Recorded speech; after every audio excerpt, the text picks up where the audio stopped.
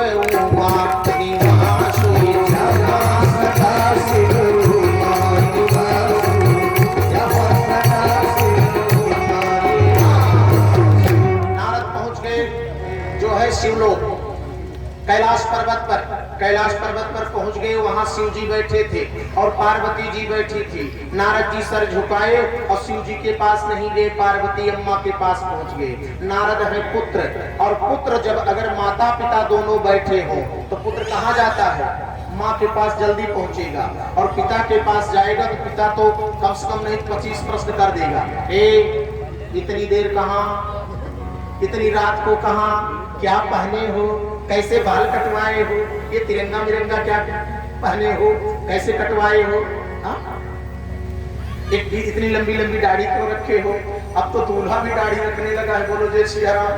हमको कई जगह देखे क्या क्या फैशन चल जाता है। अच्छी बात है, चलो कोई बात नहीं। तो पिता के पास जाएगा पुत्र तो कम से कम नहीं तो 20 प्रश्न का उत्तर देना पड़ेगा, और माँ के पास जाएगा, माँ बोलेगी कहाँ, अच्छा चल इधर आ। बस कोई जवाब नहीं, केवल सर झुकाने की जरूरत है। माँ प्यार करने लगेगी। माँ कहेगी अच्छा चल थोड़ा झाड़ पोछ करके थोड़ा सा कुछ ले, कुछ खा पी ले। भोजन का की व्यवस्था माँ कर देती है।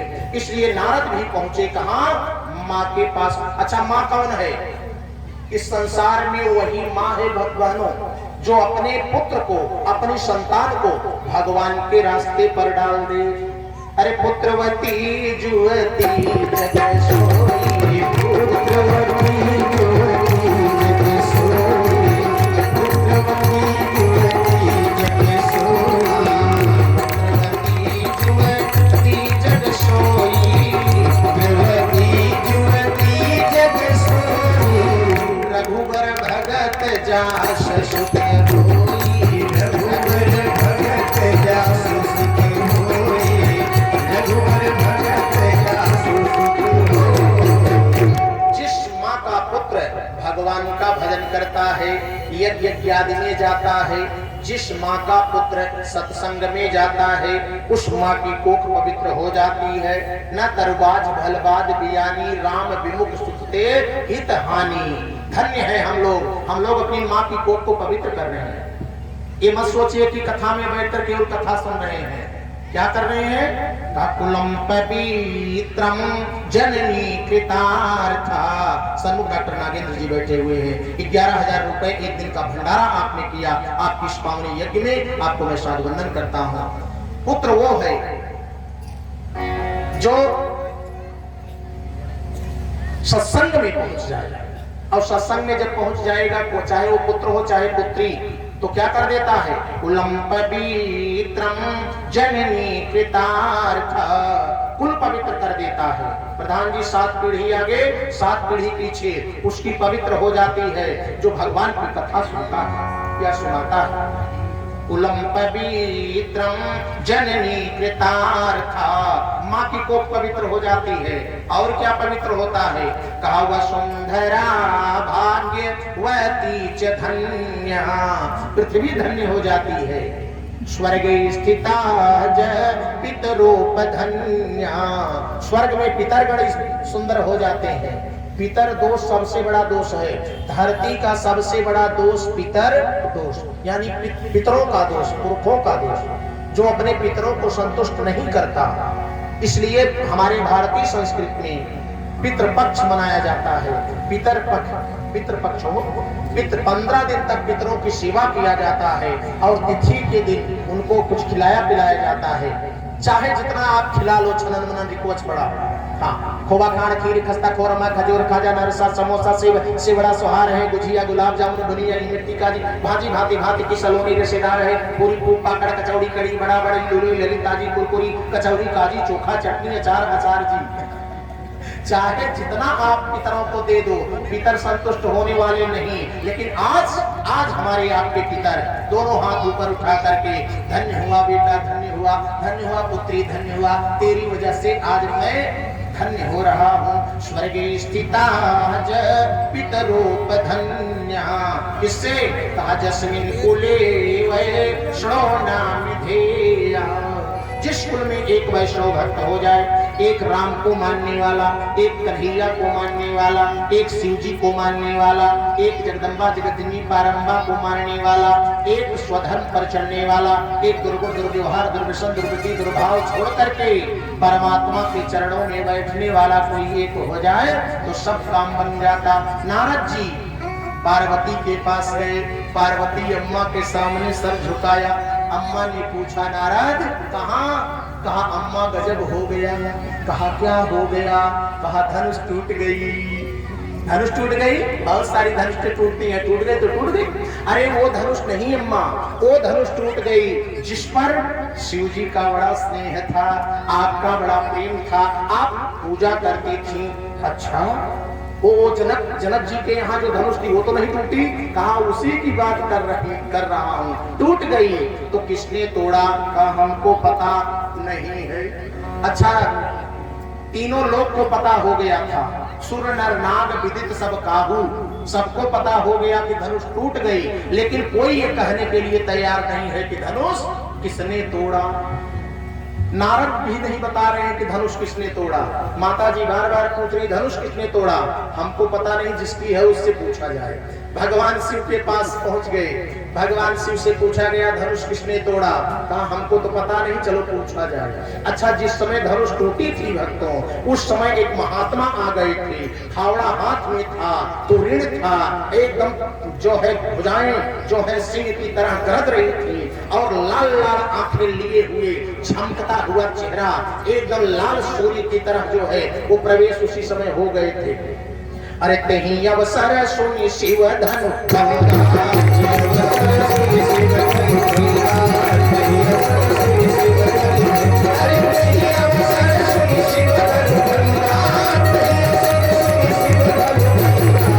आए भिग कुल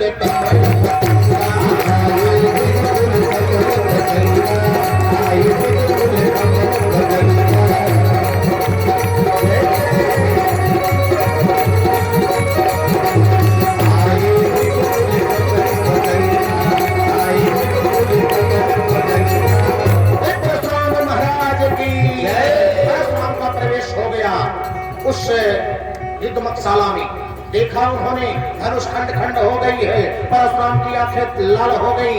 परशुराम जी को क्रोध आ गया। ऋषि बोले बचन कठोरा, ऋषि बोले बचन कठोरा, ऋषि बोले बचन कठोरा, ऋषि बोले बचन कठोरा, ऋषि बोले बचन कठोरा।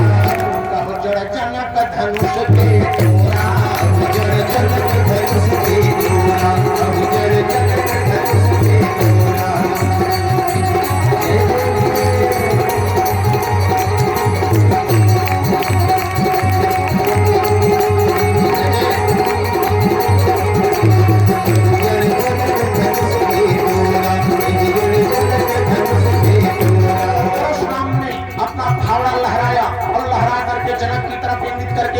जनक बताओ धनुष को किसने तोड़ा?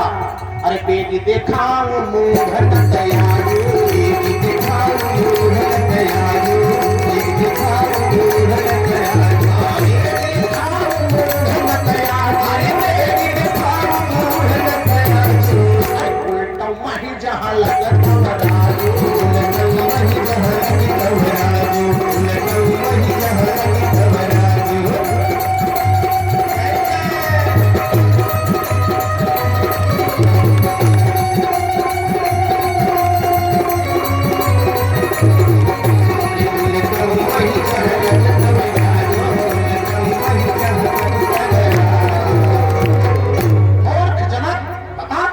किसने तोड़ा? जल्दी से बता, जल्दी से दिखा उसको तोड़ने वाले को, नहीं जहां तक तेरा राज्य है वहां तक की पृथ्वी को मैं उलट करके पलट दूंगा। बताओ। वो मारा जाएगा, सब लोग मारे जाओगे। जल्दी से उसको इस सभा में अगर है तोड़ने वाला तो शोभिल गाँव बिहारी समाज, शोभिल गाँव बिहारी समाज, शोभिल गाँव बिहारी समाज, शोभिल गाँव बिहारी समाज, शोभिल गाँव बिहारी समाज। न तुम्हारे जय है सब राजा, न तुम्हारे जय है सब राजा, न तुम्हारे जय है सब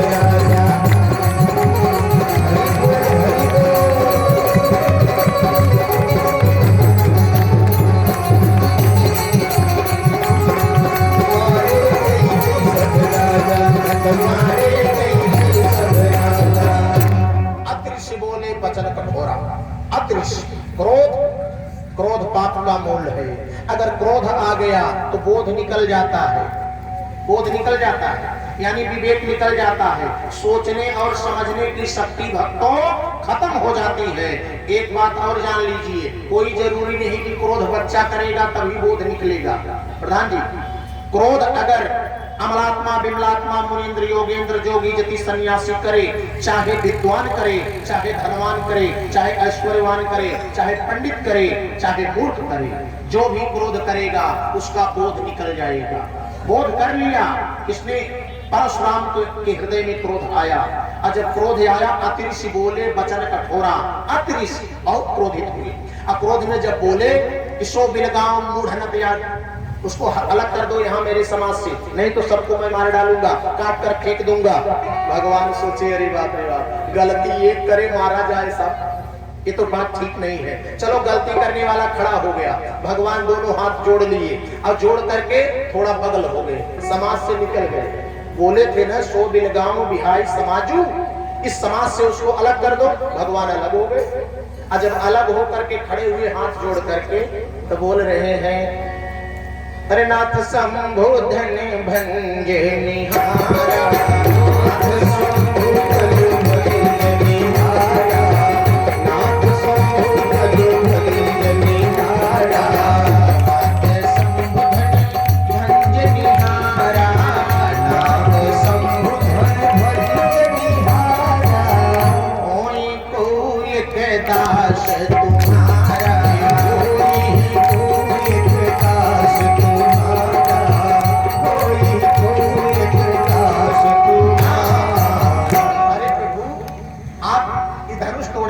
कोई आपका दास है, कोई आपका दास है, अलग हो गए भगवान। अब तो समझ जाना चाहिए आदरणीय रामचंद्र गिरी जी, अब तो समझ जाना चाहिए था परशुराम जी को, लेकिन परशुराम जी कहे क्यों तुमने धनुष तोड़ा?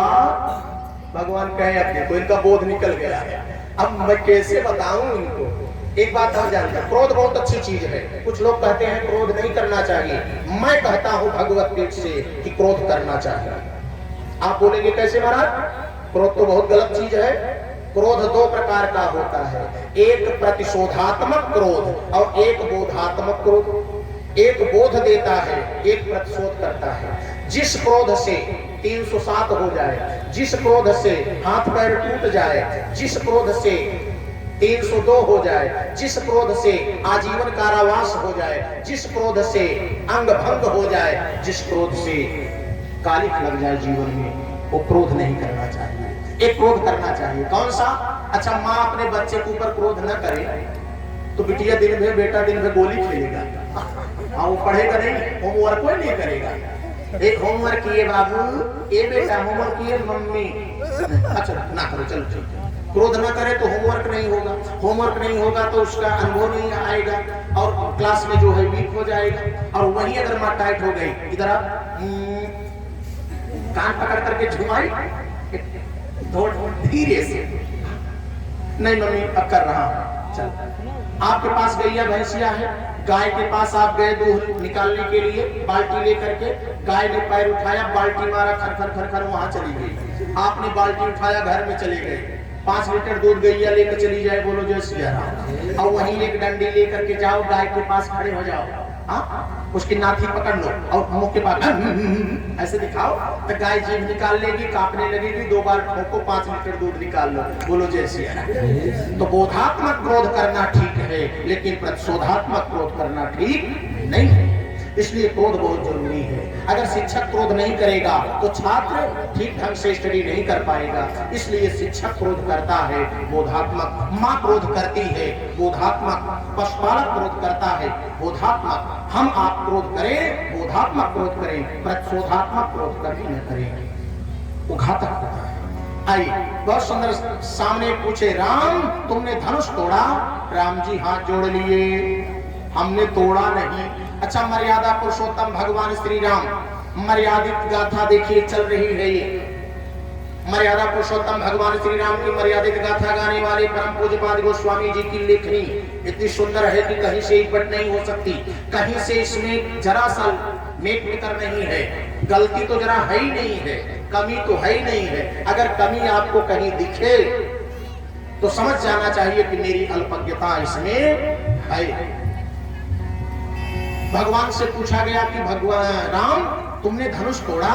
राम ने हाथ जोड़ा, अरे छूते ही टूट पिनाक पुराना,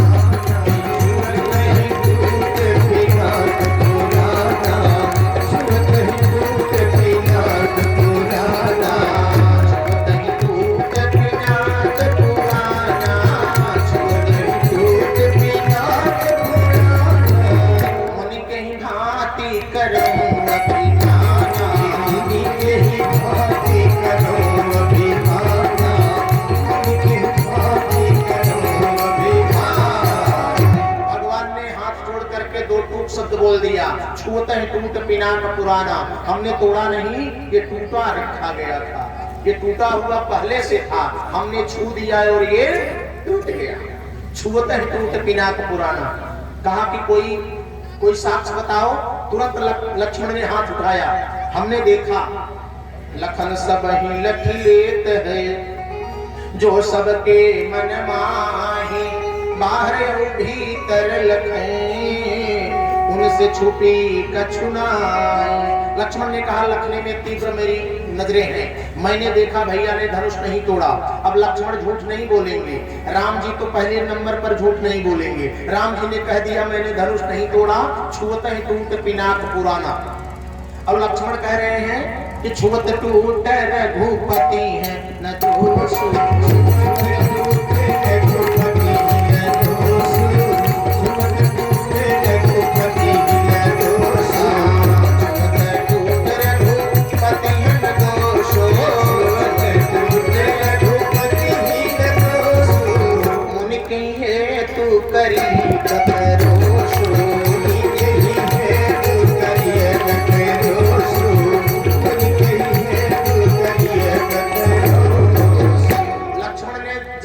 लक्ष्मण कह रहे हैं छुअत टूट रघुपति न दोषो, भगवान का दोष कोई नहीं है, भैया का दोष नहीं है। अरे भैया ने तो छू दिया टूट गया, ये टूटहाट तबेल पता नहीं किस जन्म का कहां से कहां रखा गया। और क्रोध हुआ उनको कि धनुष, इतनी दिव्य धनुष को ये लोग बोल रहे हैं